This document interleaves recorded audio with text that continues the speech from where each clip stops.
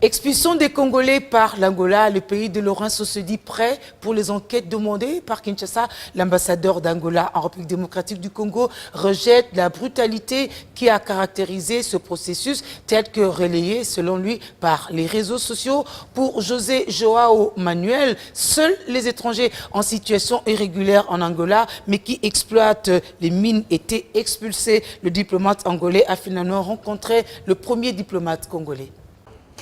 D'un revers de la main, l'Angola rejette toutes les accusations faites au sujet des atrocités commises sur les Congolais dans son territoire. Il n'y a pas eu brutalité. Lors des opérations d'expulsion des sujets congolais en Angola, l'opération concernait tous les étrangers en situation irrégulière exploitant les mines dans ce pays. Les propos sont de l'ambassadeur de l'Angola en RDC, qui, malgré son congé, a répondu à la convocation du vice-premier ministre, ministre des Affaires étrangères. Pour José Joao Manuel, il n'y a pas de crise entre les deux pays. L'Angola se dit prêt à diligenter des enquêtes pour éclairer la situation. Il n'y avait pas violation là de personnes.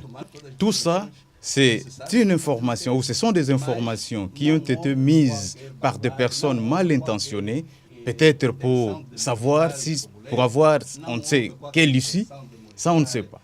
Les autorités angolaises sont prêtes pour toute vérification que les autorités congolaises pensent faire pour ces problèmes.